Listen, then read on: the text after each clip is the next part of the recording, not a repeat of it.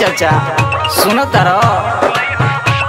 सुनो ये चाचा चाची बात जानी भूलई हाँ हो फिर भैया धर्मेंद्र जी के लाज बचई हाँ हो केहुओ के न झांसा में आई हाँ भाई केहुओ के न झांसा में आई हाँ भाई असो फिर उनके विजयी बनाई हो चाची असो फिर उनके विजयी बनाई हो चाची हमरो दीदी के संजू दीदी के फिर से जिताई हो दीदी फिर से उन्हीं के मुखिया बनाई हो दीदी।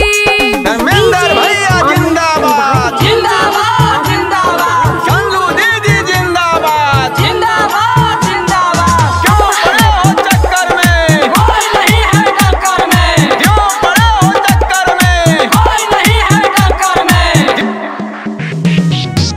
सबके चाहेता गरीब के नेता निकबावे उनकर विचारवानु हो ए चाची सुन ताड़ू ना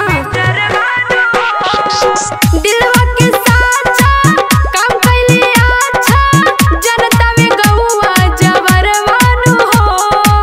कर्मा पंचायत के शान हवे हो ये हो गरीब दुखियन के जान हवे हो यही बात कही सबसे बतई हाँ भैया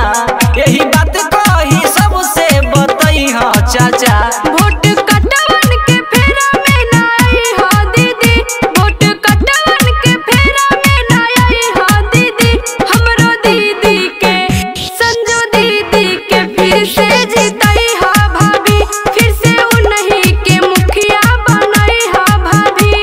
धर्मेंद्र भैया जिंदाबाद जिंदाबाद जिंदाबाद संजू दीदी जिंदाबाद जिंदाबाद जिंदाबाद क्यों पड़े हो चक्कर में कोई नहीं है टक्कर में जीतेगा भाई जीतेगा धर्मेंद्र भैया जीतेगा जीतेगा भाई जीतेगा धर्मेंद्र भैया जीतेगा धर्मेंद्र भैया जिंदाबाद जिंदाबाद जिंदाबाद नाली बनवाइले गली चमकाइले पास कैले इंदिरा आवासवानु हो ए दीदी भूलैया जान छूटल कामवा पा दिहे ध्यानवा फिर से करा विश्वासवानु हो वृद्धा पेंशनवा बनैले नु हो सबके राशन में नाम जोड़वैले नु हो उनकर कइल कुल ही काम ना भूलई हा चाची उनकर कइल कुल ही काम ना भूलई हा दीदी सबे मिल जुली ओट देवे जई हो दीदी सबे मिल जुली ओट देवे जई हो दीदी हमरो भैया के